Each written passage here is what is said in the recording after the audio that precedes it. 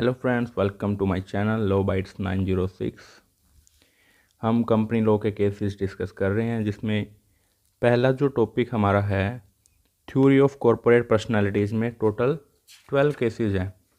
मैंने इनको अरेंज कर लिया है अच्छे तरीके से कि कौन से ऐसे केसेस हैं जो कि सेपरेट एंटिटी, कंपनी एक सेपरेट एंटिटी है, that is the doctrine of corporate will, उसको एस्टेब्लिश करते हैं, और कौन से ऐसे केस हैं जो लिफ्टिंग ऑफ कॉरपोरेट विल के डॉक्ट्रिन को एस्टेब्लिश करते हैं। तो हमारे सिलेबस में ऐसे 4 केस हैं जो कि कॉरपोरेट जो होते हैं उनको लीगल एंटिटी माना जाता है, और वो एक सेपरेट एंटिटी होते हैं जो कि उनके मेंबर्स हैं उनसे। तो पहला केस हमने डिस्कस किया था सैल्मोन वर्सेस सैल्मोन, दूसरा state trading corporation versus CTO, तीसरा Telco versus state of Bihar, और आज इस वीडियो में हम जो डिस्कस करने वाले हैं वो है Lee versus Lee's air farming limited 1960 का ये केस है। इसमें क्या होता है, एक मिस्टर ली हैं जो कि अपनी एक कंपनी एस्टेब्लिश करते हैं।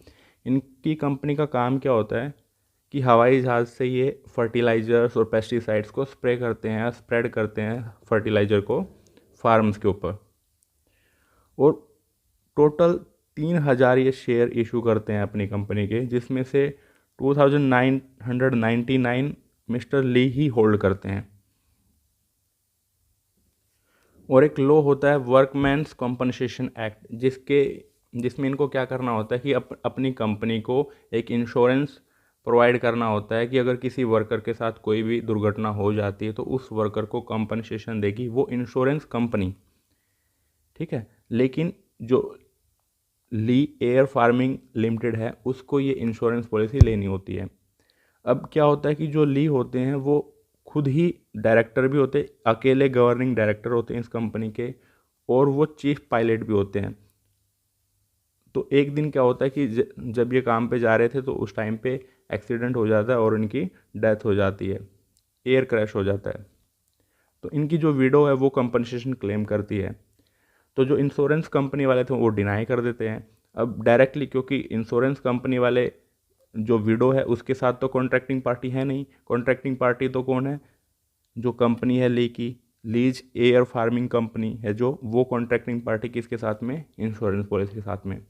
तो जो मिसिज ली है वो इनके ऊपर अपनी ही खुद की कंपनी के ऊपर केस करती है कि हमें कंपनसेशन नहीं दिया जा रहा है। तो कंपनी ये कहते हुए डिनाई करती है कि क्योंकि जो मिस्टर ली हैं वो अकेले गवर्निंग वो डायरेक्टर थे और मैक्सिमम शेयर्स उन्हीं के पास थे, तो कंपनी कुछ और नहीं है, वो सिर्फ मिस्टर ली ही हैं, और जो कंपनसेशन दिया जाता है वो सिर्फ वर्कर को दिया जाता है, ना कि जो डायरेक्टर्स हैं उनको। तो लीगल इशू ये अराइज होता है कि क्या whether Lee and Lee's air farming limited were distinct legal entity which could enter into contractual relationship of master and servant. क्या एक ही आदमी मास्टर भी हो सकता है और सर्वेंट भी हो सकता है, ये इशू अराइज होता है इस केस के अंदर। तो कोर्ट इस केस में ऑब्जर्वेशन देता है कि जैसे कि सालमन वर्सेस सालमन में ये पहले ही डिटरमाइन हो चुका है कि कंपनी एक सेपरेट लीगल एंटिटी होती है उसके डायरेक्टर्स या उसके मेंबर्स से, और कंपनी की लाइबिलिटी सिर्फ उतनी ही होती है, डायरेक्टर्स की लाइबिलिटी उतनी ही होती है कंपनी के लिए जितना कि अनपेड अमाउंट जो होती है शेयर की वो उन्होंने नहीं पे की है, उतनी ही लाइबिलिटी होगी मेंबर्स की और डायरेक्टर्स की। फर्दर कोर्ट इस केस में बोलते हैं कि भले ही जो मैक्सिमम शेयर हैं वो मिस्टर ली के पास थे, लेकिन एक पर्सन वो 2 कैपेसिटीज़ में एक्ट कर सकता है, और वो उसकी कंपनी का गवर्निंग डायरेक्टर और कंपनी का worker at the same time हो सकता है।